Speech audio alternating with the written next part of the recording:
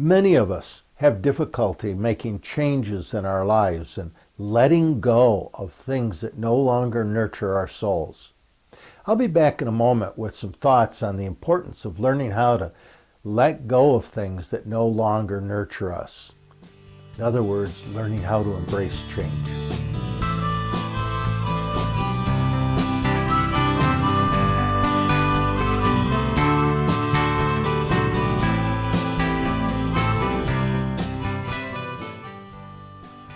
I read a great spiritual saying the other day that said, if it doesn't nurture your soul, let it go.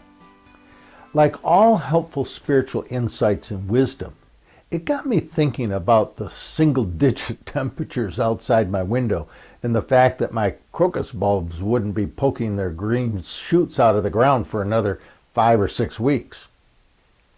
I took a moment to kind of reflect and think about all the changes that I had invited into my life over the last few years. The letting goes of my life, if you will.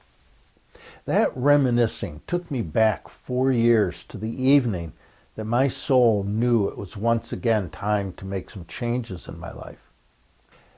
My wife and I were sitting in the desert, drinking a glass of wine together and watching the setting sun create a breathtaking panorama of wispy red clouds over the sandstone mountains of southern Utah.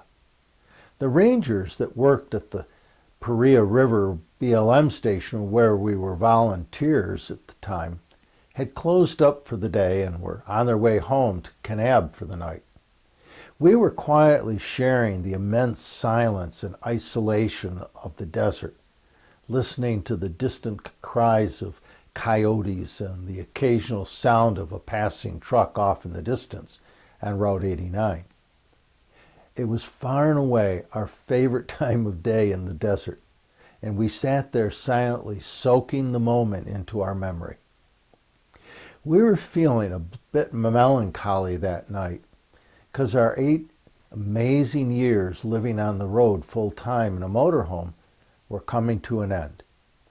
We were both struggling to embrace the decision we had made that it was time to come off the road and put down roots again. Our gypsy life was coming to an end, and both of us were grieving that reality. It was a tough decision for sure, but 3 years ago, we took one last road trip to Houston, Texas, where we sold our motorhome on wheels and boarded a flight back to Oregon. We now spend our evenings sitting in the front yard of our new home in Redmond, Oregon, watching the same amazing sunsets lighting up the Cascade Mountains. Instead of the Grand Staircase in Utah, the Three Sisters, Black Butte, Jefferson, and Mount Hood now remind us each evening of how grateful we are to be alive. It's impossible to sit in the presence and beauty of those ancient mountains and volcanoes and not experience the humility. They spiritually ground us and reminds us each day the importance of intentionally living in the moment. It took a while to get settled into our new home, but we're now back to putting down both metaphoric and real roots. We spend much of our time digging in the dirt, planting flowers, mowing lawns, and harvesting vegetables in our new raised beds. Like us, our plants are also putting down new roots, roots that nurture their souls. I know many of my neighbors think I'm a bit eccentric as they watch me water my plants every evening. When they ask why I spend so much time watering, I tell them that plants grow better when we take the time to talk to them every day. They smile, they shake their heads, and they go back to mowing their lawns and running their errands. What I can't explain to them in words is what watering my plants does for my soul. The simple truth that I love helping things grow, that watering my plants and digging in the dirt is an important spiritual practice that deeply nurtures my soul.